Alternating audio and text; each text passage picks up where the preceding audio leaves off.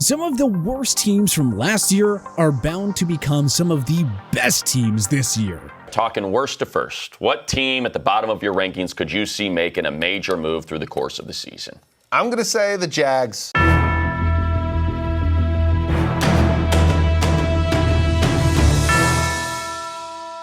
It's extremely rare for a team to go from last in their division one year to first the very next. But nonetheless, we've seen it done the last couple of seasons. So who's set to go from last to first in 2022?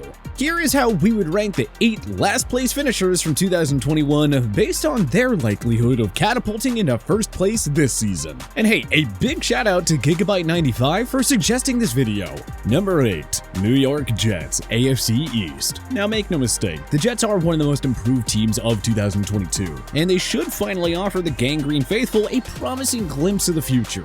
Zach Wilson should be much better in 2022 with new weapons and rookies Garrett Wilson and Breece Hall. The arrival of Laken Tomlinson mean that the O-line should be considerably better as well. Also, drafting Ahmad Sauce Gardner and Jermaine Johnson should give the defense a big boost. A returning Carl Lawson and new defensive back DJ Reed and Jordan Whitehead will tremendously improve that secondary too. So, why are the Jets last on our list? Well, they play in a division with the Buffalo Bills, Miami Dolphins, and New England Patriots. Yeah, that's 3 playoff contenders all residing in the same division as the Jets. And all 3 of them finished with winning records last year. The Bills are the favorites to win the Super Bowl. The Dolphins added Tyreek Hill, Cedric Wilson Jr., Taron Armstead, Raheem Mostert, and Chase Edmonds to their offense. And the Patriots are the Patriots. You all know what to expect from Bill Belichick and company by now. The Jets would, quite frankly, be lucky to win 1 game against a division rival in 2022. Number 7, Seattle Seahawks, NFC West. The Seahawks are in a similar position to the Jets. They play in a division that features 3 playoff hopefuls. The Los Angeles Rams are the defending Super Bowl champions, the San Francisco 49ers are the reigning NFC runner-ups, the Arizona Cardinals won 11 games to earn the top wildcard spot.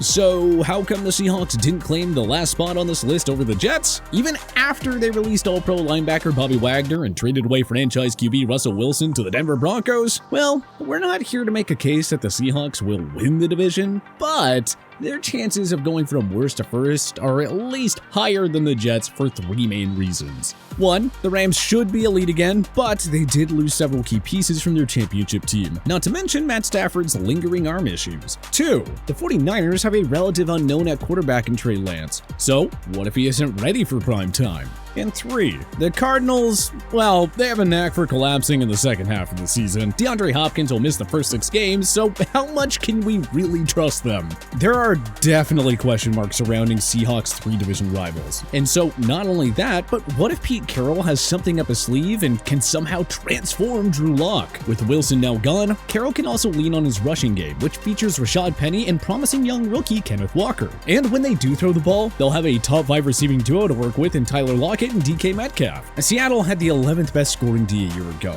So what if Jamal Adams bounces back? What if newcomer Shelby Harris contributes double-digit sacks? What if third-year linebacker Jordan Brooks makes the jump to stardom? What if Quandre Diggs continues his Pro Bowl play? Okay, so yeah, don't get me wrong, this is like a million ifs, but we have seen crazier things happen. If Seattle actually gets semi-competent QB play from Locke or Geno Smith, they could be one of the biggest surprises in recent memory. Number 6, New York Giants, NFC East. To be quite frank, the Giants have a considerably worse roster than both the Seahawks and the Jets. They're only ranked higher because they're in the NFC least. Sure, the Dallas Cowboys looked like a Super Bowl contender last year with a 12-5 record, but progression is inevitable for a team that lost key contributors in Amari Cooper, Cedric Wilson Jr., Lyle Collins, Connor Williams, and Randy Gregory. So hey, good luck, Big D. The Philadelphia Eagles, on the other hand, actually improved their roster thanks to more Howie Roseman wizardry. A.J. Brown, Nakobe Dean, Jordan Davis, James Bradbury, and Hassan Reddick should all make instant impacts on a team that claimed the final wildcard spot a year ago. Then again, winning the offseason doesn't mean you win the actual season. Just ask the 2011 Eagles. Then there's the Washington Commanders. Now, they're good for 7 to 9 wins a year, but how much do you really believe in Carson Wentz to get the job done?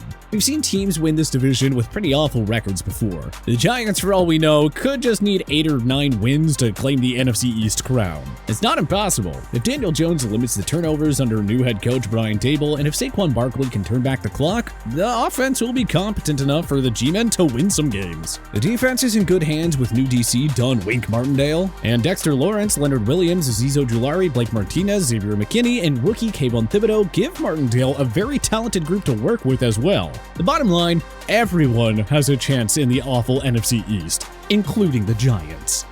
Number 5. Carolina Panthers, NFC South. If Tom Brady stayed retired, the Panthers would be much higher on this list, but alas, the GOAT decided to unretire after 40 days. So with that, the powerhouse Tampa Bay Buccaneers remain the team to beat in the NFC South. Now, that being said, the Bucs lost all 3 starters from the interior offensive line. Antonio Brown and Rob Gronkowski are out of the picture, leaving Tom Brady with 2 fewer all-pro pass catchers. That's a lot of losses, and the Bucs have one of the NFL's toughest schedules for 2022.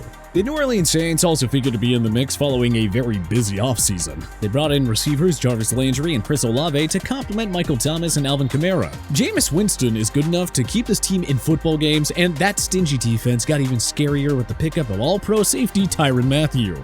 But if Winston underwhelms, maybe it opens the door for Carolina to jump ahead of their longtime divisional bully. As for the Atlanta Falcons, well, with all due respect, they'll be entirely irrelevant and thus aren't even worth discussing much in this space. So yeah, let's just move on to Carolina.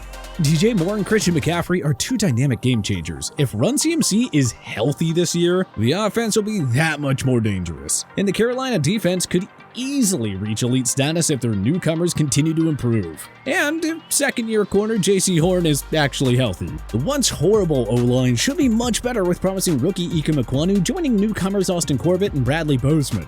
Oh, and the QB dilemma was hopefully solved when the Panthers acquired Baker Mayfield for peanuts from the Cleveland Browns. He just has to be average for Carolina to even have a chance. The rushing game and D will take care of the rest. Carolina could very well surprise with double-digit wins. But they will need unexpected regression from Tampa Bay and New Orleans to go from worst to first tier. Number 4. Detroit Lions, NFC North. The Lions, dare we say, were better than what their 3-13-1 record actually indicated. They got much better as the season progressed, and the pieces are there for Dan Campbell's squad to at least double last year's win total. Rookie wideout Jameson Williams joins an offensive arsenal consisting of 2021 breakout star Amon-Ra St. Brown, the ever-underrated TJ Hawkinson, and explosive running back DeAndre Swift. Detroit boasts one of the NFL's elite offensive lines too. Jared Goff really wasn't that bad last year, and we wouldn't rule out his ability to return to a Pro Bowl level in Motor City with all these new weapons. Detroit snagged local Michigan kid Aiden Hutchinson with the number 2 pick in the draft. He and 2020 first rounder Jeffrey Okudah could make significant differences on this defense. As for the divisional opponents, the Chicago Bears are really going nowhere after a dismal offseason. The Minnesota Vikings have question marks at quarterback, along their offensive line, and throughout their entire defense. And then there's the Green Bay Packers. Now, it is unlikely, but what if Aaron Rodgers suddenly looks human without Devontae Adams and Marquez Valdes-Scantling? What if he misses former OC Nathaniel Hackett? What if the new pieces on the defense just don't quite come together? We'll say it one more time. Crazier things have certainly happened. Number 3. Jacksonville Jaguars, AFC South. The Jaguars cracked the top 3 not because of their roster, but more thanks to the state of the AFC South. The Houston Texans are a mess and nowhere close to being relevant again, so forget about them. The Tennessee Titans overachieved with 12 wins last year. A.J. Brown is out of the picture, Derrick Henry's health is suddenly a big concern, and Ryan Tannehill seemed to regress as the season went on in 2021. The Indianapolis Colts replaced Carson Wentz with Matt Ryan, and we definitely endorse that move, but what if Matty Ice isn't quite the upgrade Indy envisioned? Will this otherwise star-studded Colts team flop again? We wouldn't bet against it. As for the Jaguars, well, let's remember that Trevor Lawrence was regarded as a generational prospect for a reason. He should do a lot better with Super Bowl winning head coach Doug Peterson calling the shots rather than Urban Meyer. Yeah, the Jaguars certainly overpaid in free agency, but Christian Kirk, Evan Ingram, and Brandon Scherf are still upgrades. And don't forget that Lawrence will have old Clemson pal Travis Etienne in the backfield after he missed his entire rookie year with a foot injury. The defense has its flaws, but also a lot of young talent to like. Andre Sisco, Devin Lloyd, first overall pick Trayvon Walker, and Josh Allen round out a very solid young core. Veteran pickups Darius Williams and Foyde Oluokun could make notable differences too. Who knows, maybe all this talent comes together for Jacksonville earlier than expected. Number 2, Denver Broncos, AFC West. The Broncos landed Russell Wilson, ending their painful 6-year search for a competent, long-term starter following Peyton Manning's 2016 retirement. I mean, honestly, do we really have to say much more? The Broncos already had a top 5 defense before adding Randy Gregory in free agency. Cortland Sutton, Jerry Jeudy, Melvin Gordon, Javonte Williams, KJ Hamler, and Albert Ukuebenam round out a ridiculous set of weapons. Look out, folks. The Kansas City Chiefs are the team to beat in the AFC West, no doubt about it. But Wilson at least gives Denver a QB who can go toe-to-toe with Patrick Mahomes. Not to mention, KC lost Tyreek Hill and Tyrann Mathieu this offseason. The Los Angeles Chargers always look good on paper, but, well, they tend to play below expectation once the actual season rolls around. Yes, the Las Vegas Raiders added Devontae and Chandler Jones. The sky is the limit for this offense with Josh McDaniels leading them now. But that O-line is still a mess, and we have questions about the defense. Add it all up, and we really like Denver's chances of going from worst to first in 2022.